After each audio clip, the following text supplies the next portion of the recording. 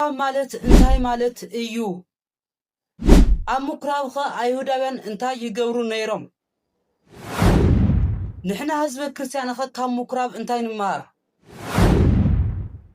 ኣብ ምኩራብ እግዚአብሔር ኣምላክ ንዓና ንደቂ ሰባት እንታይ ኣምሂሩና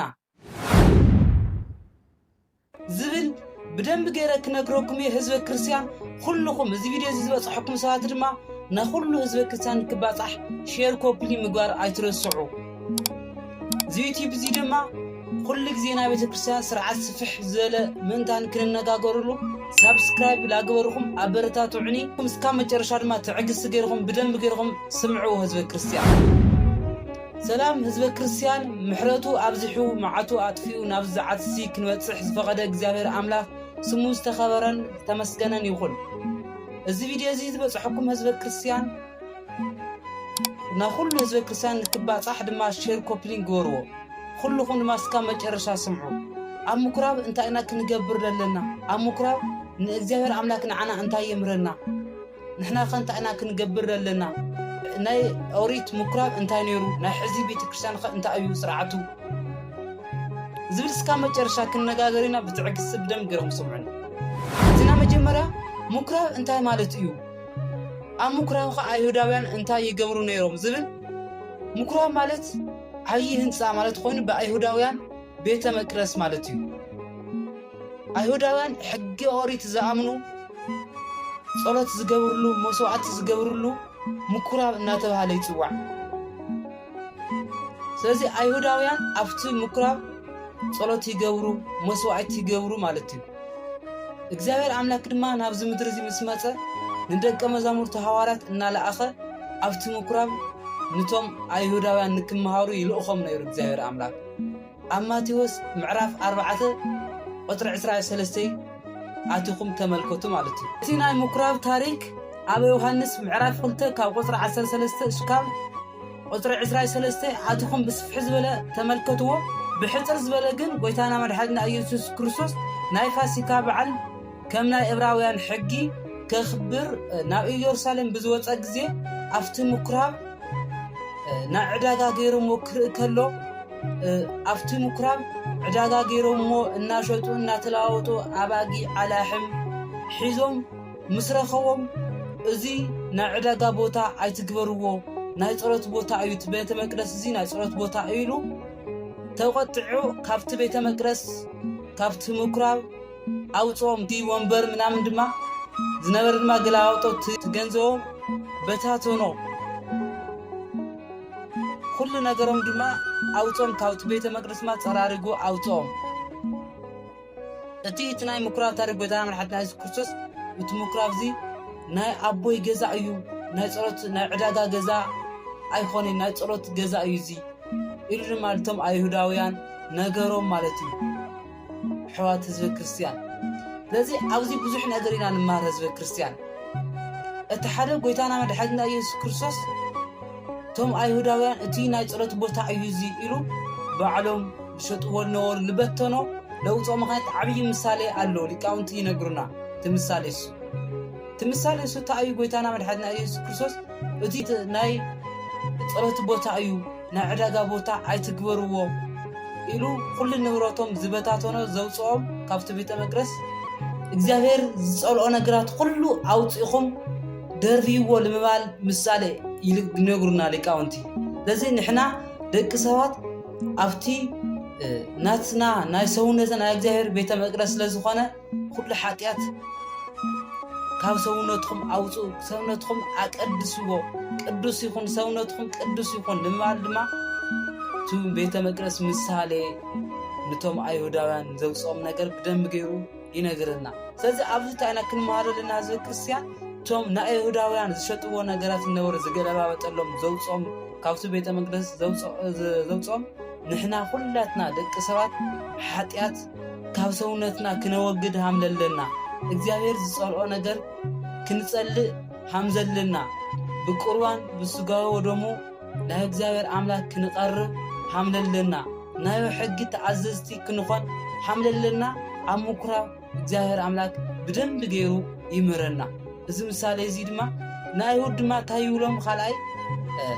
أتو بيت مقدس زي أفرسوه أبصر السماعتي أنا كان طويه يقول بمثالي زي تايو تم أيهود ما تجرمه زي كو على 24 عام استسرحيو هم غير خمسة السماعات كتهانصو يقولوا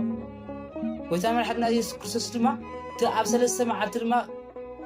تساقيله مويته أبصر السماعات تنسي كدهنكم يدل مثالي أيو ስለዚህ ኣብዚ ዝቤተ መቅደስ ለና ናትና ሰውነት ሁሉ ነገር ጻርጉዎ أبصر السماعات أنا دما تي نا آدم مرقم تنا آدم كنا نزنورة أبصر السماعات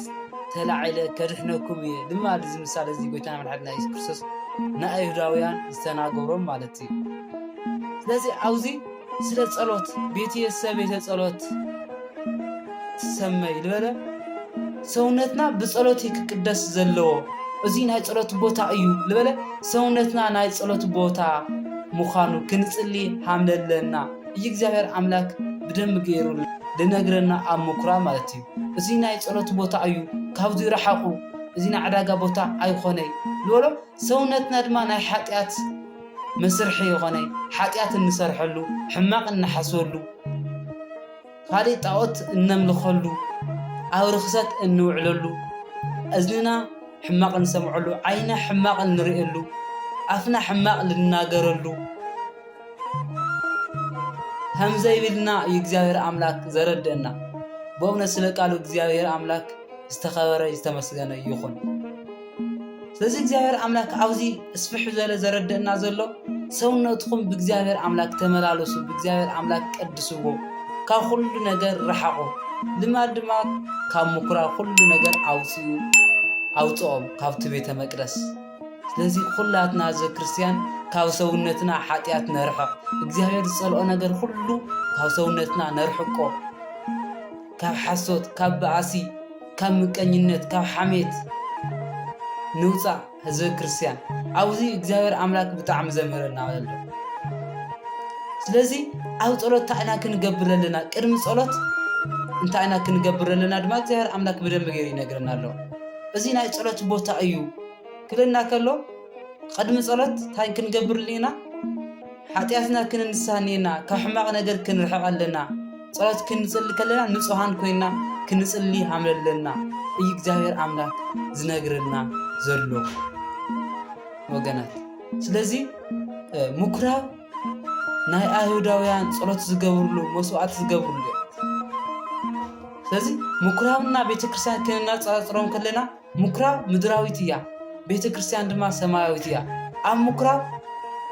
ኣባጊዕ መስዋዕት ይግበርሉ ይሕረደሉ ኣላሕም ኣባጊዕ መስዋዕት ይግበር ኣብ ቤተ ክርስቲያን ድማ እቲ ኣማናዊ ዝኾነ ክርስቶስ ኣማናዊ በጊዕ ዝኾነ ንኣና ክብል ናብ ምድሪ ዝወረደ ስጉኡን ደሙን ዝፍጸመሉ ዓብዪ ምስጢር ኣብ ቤተ ክርስቲያን ይፍጸም